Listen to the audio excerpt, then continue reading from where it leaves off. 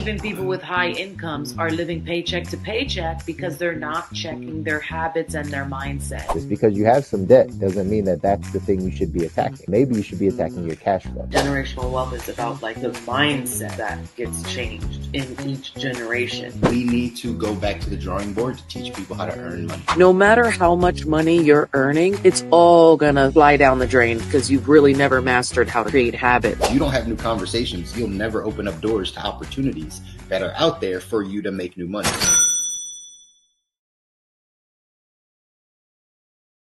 That's right. What's up, y'all? What's up? Happy Monday. Happy Monday. Here she comes. There she is. Hello. Happy Mondays with the Mouzons. What's up, y'all? Hey. She's being a big bag eating. It's March the 2nd. It is the first Monday in March. Hope everybody's February went well. Mm-hmm. How'd your February go? Good. What was the highlight of your February? I don't know. Maybe This you is should think. only the second day. This is March. I'm asking you about last month. What was the highlight of last month? Good faces. Come on, good faces. Big girl talks. Right? This every time. So, what did last month feel like? What did you accomplish last month? What was the highlight last month? You get a recent one at the meet. Was that a highlight? All right. She can't think about it. Either way, hope you guys had a good February. Hope you guys had a good February. Hope,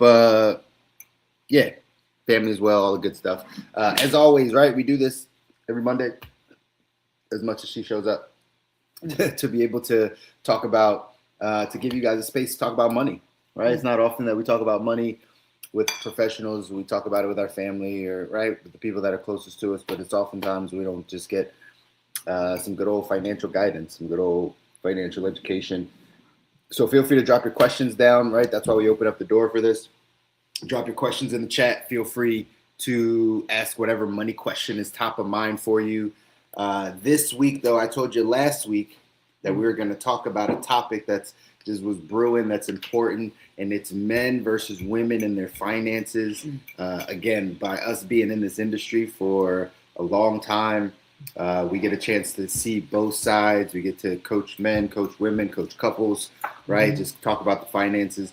And over time, you start seeing some of the same things, right? You start seeing some of the same habits, the same traits in people. And there's a major distinction between how men think about money, handle money, allow themselves to learn about money, be coached through money, and then how women see money, handle money, allow themselves to be coached through the whole process. So figured we'd talk a little bit about it. I know we didn't have a lot of time last week, but this week we wanted to make sure that we touched on it. And so if I'm going to speak from the man perspective, I don't know. She's just eating breakfast. She's not really locked in. I'm locked in. I'm locked in. She's just eating. You're talking, so I'm taking the opportunity to eat. But yeah, she. But you know, I may talk a little bit from the man perspective because it's frustrating, to be honest. Because I want to be able to help, and I know men struggle financially, but also men struggle with their pride and ego and learning from others, right? And just in general. Typically, women don't have that same issue. Sometimes they do, but typically they don't. So I'll kind of talk a little bit from the man side, just a couple of things to think about that I've seen, and maybe touch on a couple of, touch on a couple of the women's things. Yeah. But yeah, again, good conversation. Drop your comments in. Let us know like how this resonates with you about the men and women differences. But here's one of the big things, and the reason why like kind of this sparked my my thought. Was because I was going back through my calendar and I was thinking about like the amount of guys that have started coaching and then within 2 appointments stop showing up. Or another one that I get a bunch is they come because they have the question or they know they need the thing the IUL, the trust. Normally, men are very product based. Right. Like they take in all this information and they're like, I know what I need. Yeah, I know what I need, and then they never do it though. Right? Through. Yeah, they say, oh, I know I need this, and then I'm like, great, let's jump on a call, and then we do I talk to them about it, I educate them about it, and then they don't pull the trigger. Like it's like a never-ending cycle, and that part can be frustrating. Yeah, because there's not I think a lot of times with men, they don't actually want to diagnose the real problem. They just want to think they have the solution. And so it's like, I know what I need.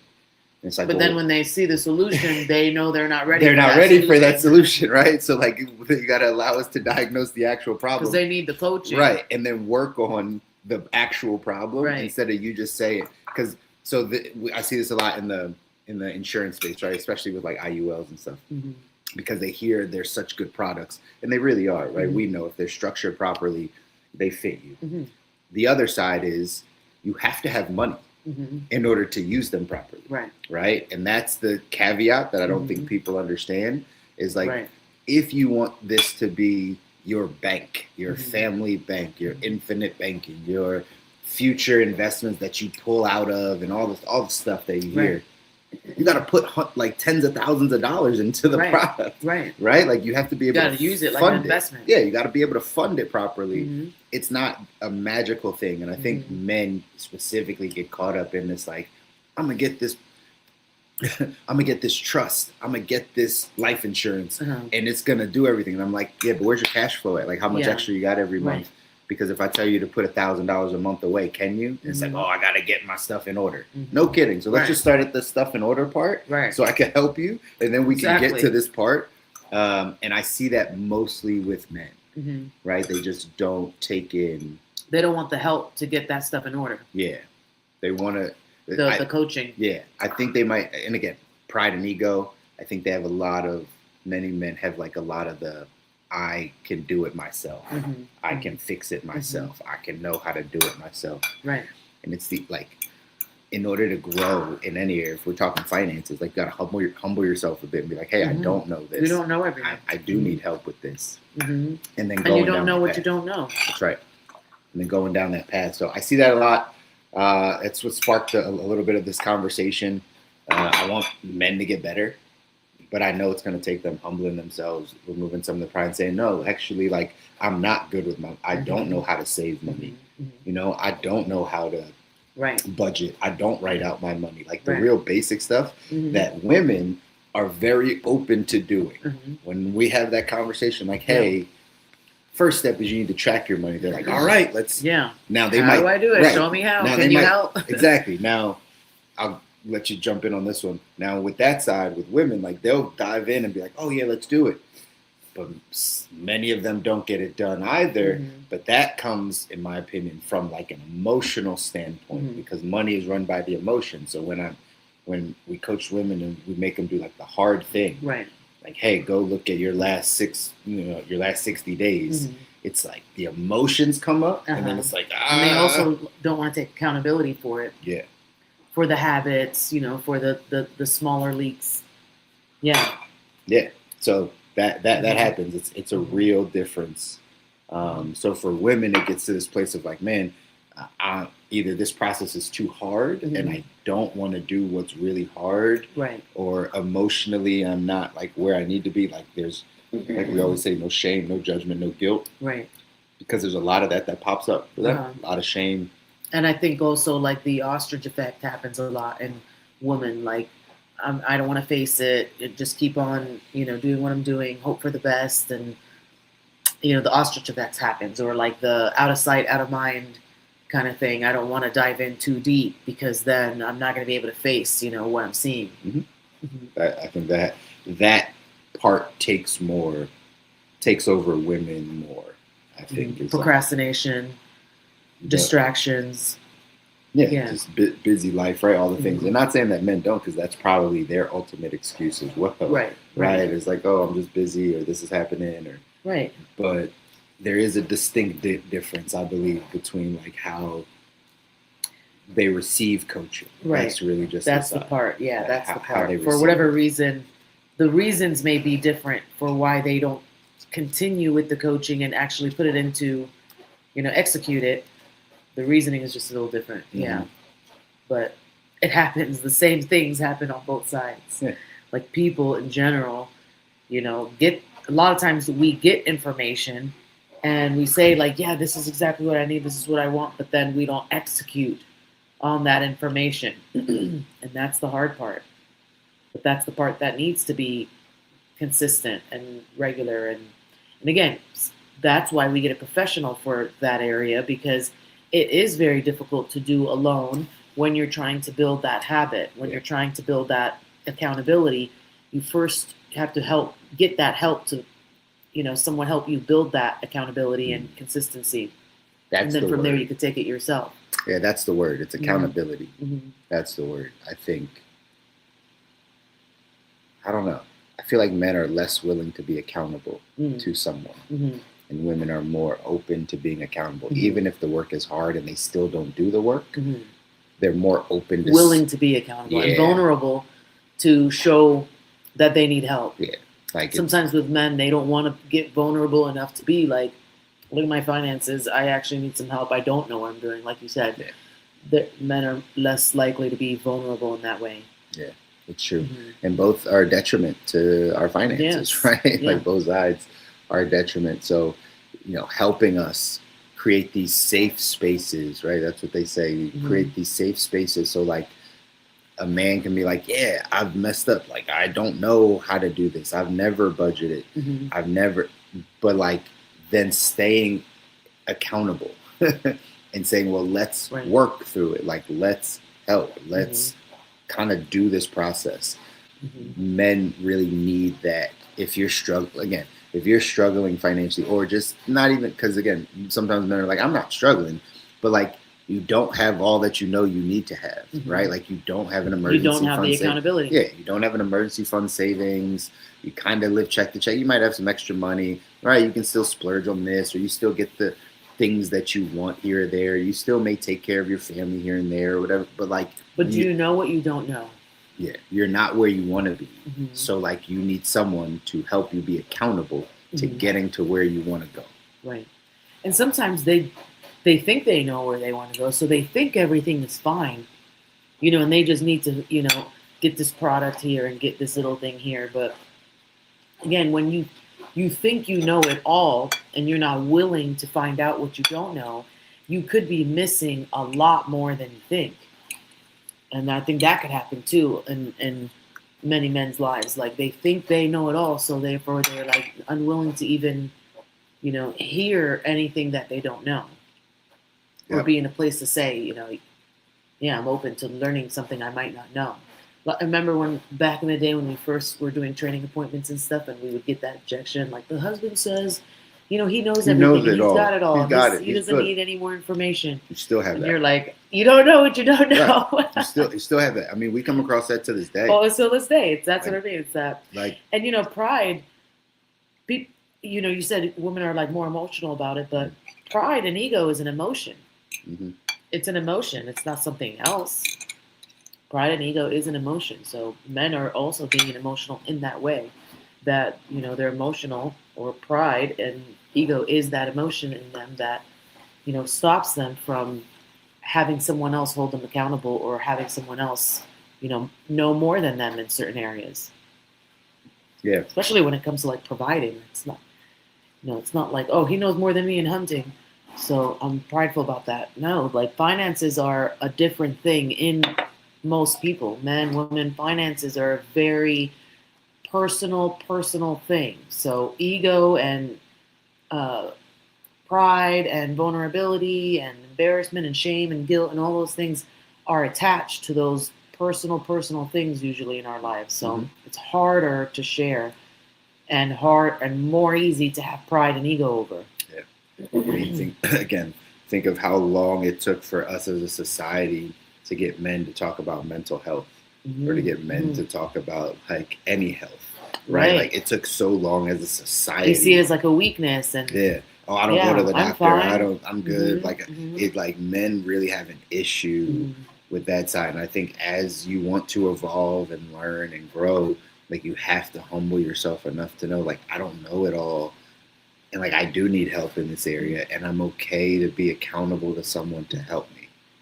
It's such a big, like, I know it's a big conversation for some men that are listening. It's like that's a big thought. Like you might not have had it, but I'm telling you, like that's the key.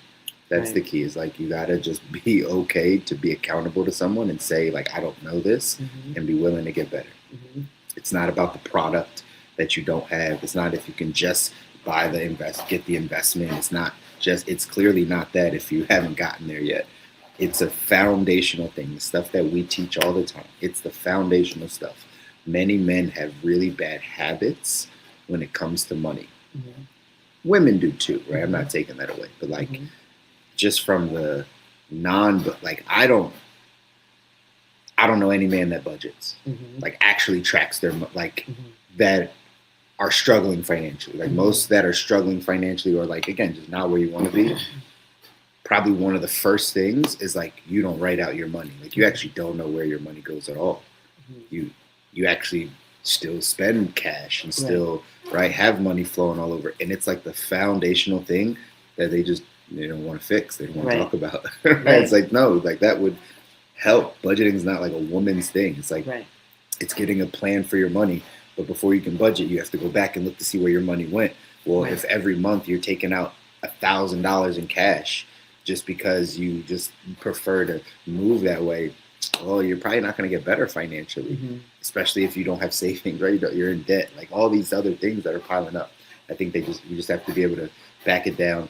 A lot of Caribbean ethnic men also very like, the Mexican, like the Hispanic side, very machismo, right? Very like I don't have to listen to anything or anybody type of thing, or right? Just I'll figure it out.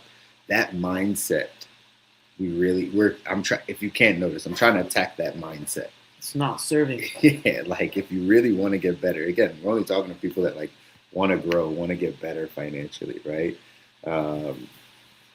That becomes kind of again what I start thinking about.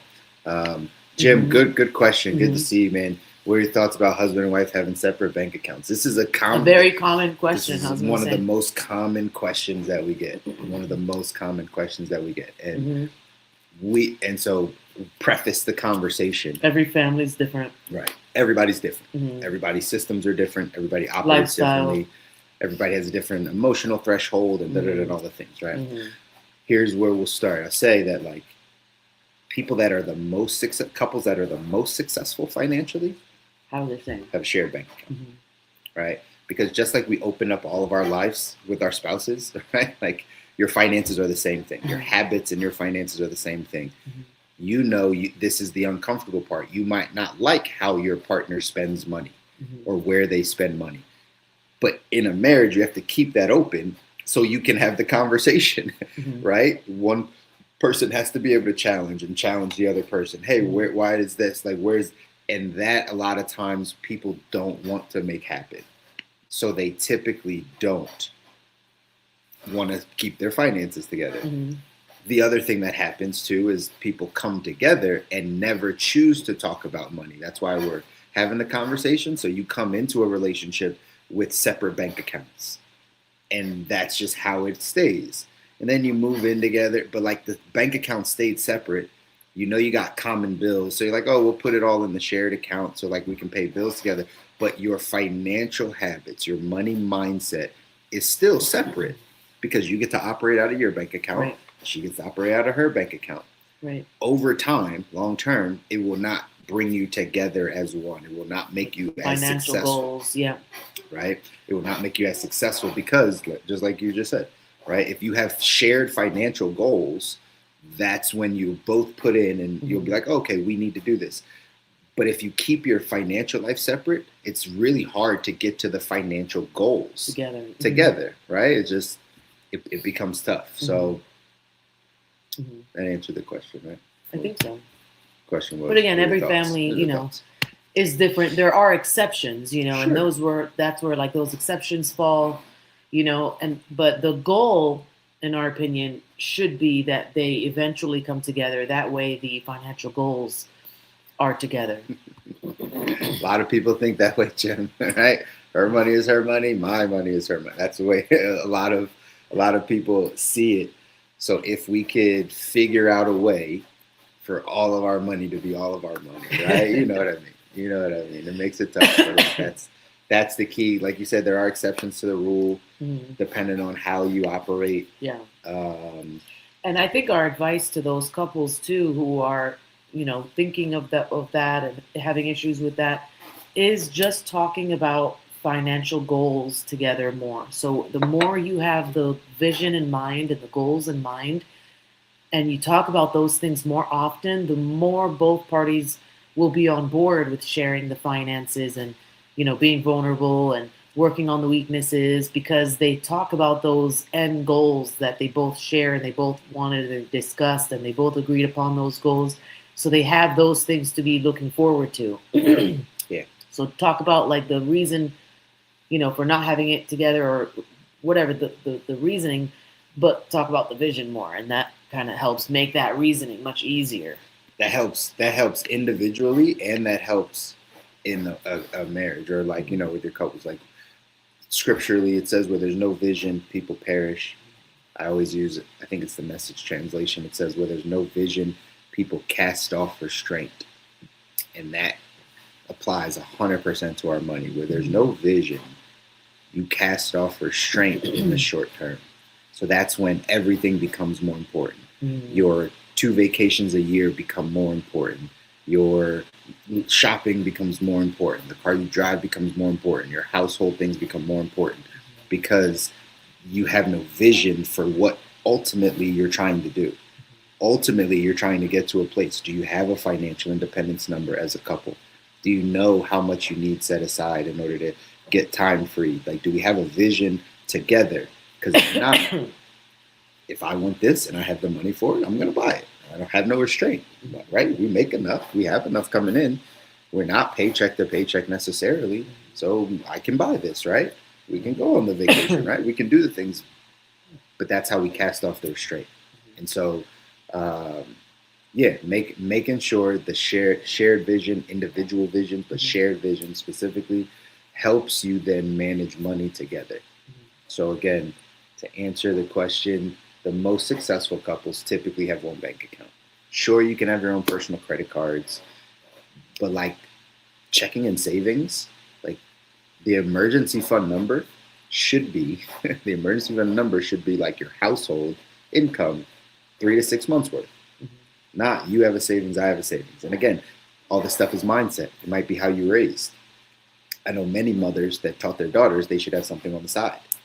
I know many people that taught their children, hey, like you shouldn't combine your finances because what if you leave, or what if this happens? And so like we have these thoughts of like, okay, well maybe I should have 6 bank accounts or 6 different savings accounts, or stash money here, there, and there.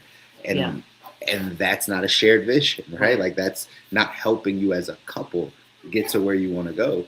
You have to be all in, and whatever happens, happens. But like you got to start there. Right. And again, if you come in with shared accounts, you have to talk about this. Like, hey, it is healthy to have shared bank account, not just for the household bills, but for like goals. Where you're spending and what you're building. Yeah, building together. 2 is better than 1. Yeah. And then it gets back to this conversation of she thinks about money differently than I think about money. And then it becomes frustrating. Breakdown, she spends and I'm a saver. She's a saver, he's a spender. We're both spenders, and then we can't figure out what to do. Right? Like that becomes the friction we don't want to address in the relationship. So that's why we keep it separate. Right. But again, the most successful ones, right? Not how you do it or how your uncle does it or how the person at your job does it. The most successful ones have one. I mean, yeah. And also the idea of, because we hear this so much. Oh, my wife handles all the finances. I don't even know what's going on. Yeah. Or my husband does all that stuff. So I don't know. Hopefully he does all that stuff. So one having no clue like what's going on, and the other one handles everything, which is fine. Like it's okay if one tracks and does it and this and that and does kind of pay the bills and do all of that. But for the other to just not know and just be oblivious and just be like, yeah, they handle everything, so I actually don't know. That actually means you guys aren't talking about the goals and the vision and where you are right now. And, like what is going on?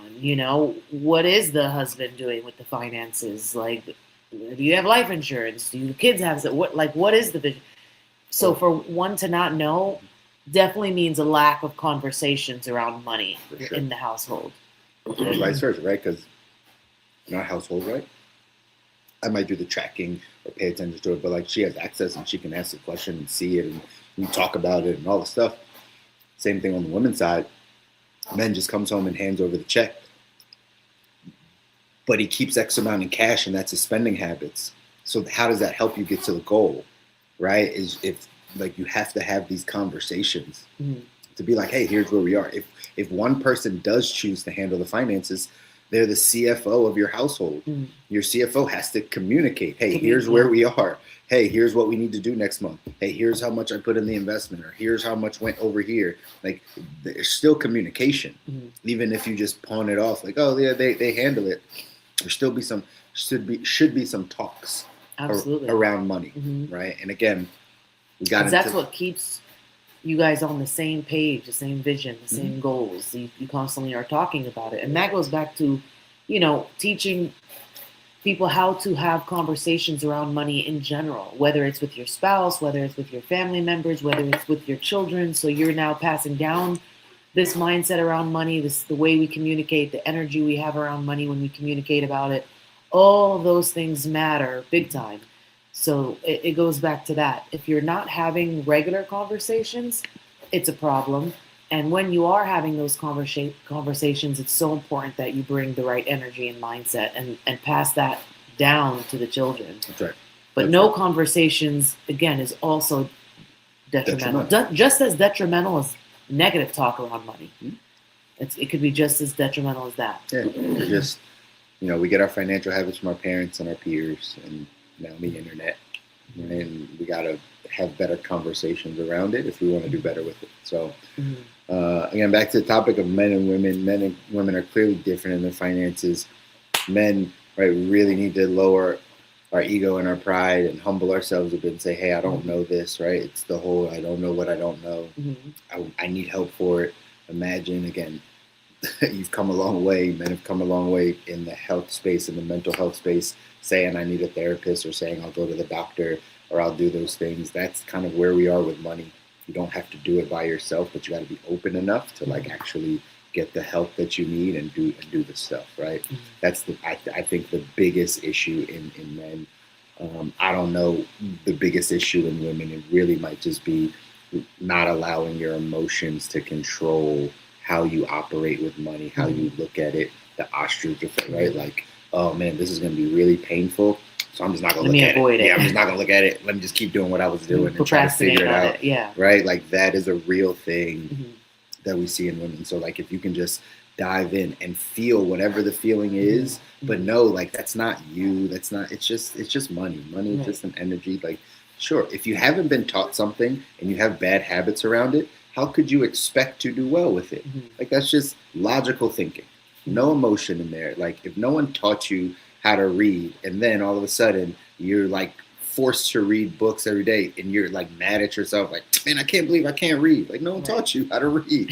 Like, okay, like, so just let's learn how to read. Don't be emotional about it. That's how money is. If no one taught you money, if you had to learn from your experiences, like most of us, if you got a little bit of information from your parents of like save money and put money in your 401k, if that's the basis of like education you have around money, no wonder 30, 40, 50 years later, you don't know what to do with it. That's not like it's not like a horrible thing. It's just, are you willing to learn? And are you willing to take a step back and be like, okay, I do need to learn this stuff and not be so emotional and think that it's supposed to change or you're supposed to be different or it's supposed to be better. Like you didn't have the tools. You weren't equipped. Right. So the couples conversation is important. Couples, you should reach out, right? We should have the conversation. If you're not sitting down with your spouse and talking about money, let this be our encouragement to you. Like sit down, talk about money. If money is important to you, meaning like you're stressed about bills, you work all the time, money is a conversation in your mind, you might in passing talk about money, then we need to sit down and we need to spend time on a weekly basis talking about money. 1 hour a week. Yeah. You have 168 hours in your week. Right. If you say money is important, instead of allowing it to stress you out all the time, take 1 hour out of your 168 hours in the week and just talk about money. Talk about the plans. Talk about the vision. Talk about what's working, what's not working, what you want, what you don't want, what can be cut back, where do we need to excel, what ideas. There's so much to talk about, and we just choose not to. So that'll help the most.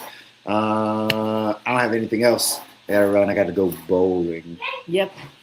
So lock in every single Monday, y'all. We're trying to help. We're trying to be a resource for you. More conversations. Let's talk about it. Where we focus grows. What you focus on grows. That's right. Focus on your money. That's right. Look at that hair. All right. Anyway, we're getting out of here. Okay. Money Mondays with the Mouzons. All right, y'all. We'll see you next week. This one. I don't know.